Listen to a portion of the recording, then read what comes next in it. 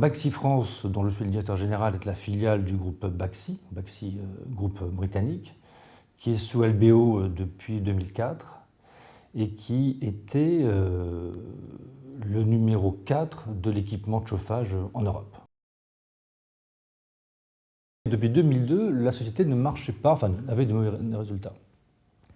Les raisons principales, il y a la première, c'est une intégration historique qui n'était plus justifiée, en particulier sur cette fonderie qui a une capacité de 40 000 tonnes, alors que nous ne l'utilisons qu'à hauteur de 10 000 tonnes. Un niveau de vie qui n'était plus celui qu'on devait avoir.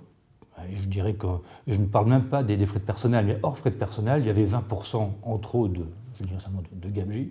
Troisième point, une organisation commerciale qui n'était plus sous contrôle. Nos prix de vente qui n'étaient pas ceux du marché, de l'ordre de 5 à 10% inférieurs au prix des marchés. Donc vraiment, on vendait, on donnait les produits plutôt que de les vendre. Donc le plan de redressement prévoyait d'abord le fait que l'on cède la fonderie ou qu'on la ferme, puisque la fonderie nous coûtait entre 5 millions d'EBITDA, voire jusqu'à 10 millions de trésorerie. Ça, c'était le premier point. Deuxième point, lancer des plans sociaux pour réduire l'effectif sur le reste de l'activité. Et puis, depuis 2009, on a rénové complètement, je dirais, la force de vente et le management du commercial.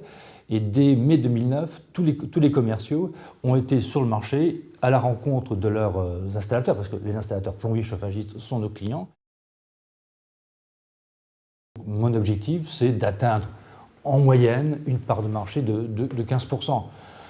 15% de part de marché par rapport à la part de marché que nous avons actuellement, c'est probablement 100 millions d'euros de chiffre d'affaires supplémentaires. Donc il y a encore beaucoup à faire. Et là, le fait que la société soit, je dirais, sauvée, pérenne et puisse s'appuyer sur un historique qui était assez glorieux, je dois le dire, fait que maintenant nos clients, nos installateurs qui nous ont fait confiance pendant des années, nos distributeurs aussi, eh bien je dirais, qui d'ailleurs aujourd'hui sur un marché qui ne va pas bien, sont en train de sélectionner leurs fournisseurs, eh bien nous allons faire partie des happy few qui resteront sur le marché.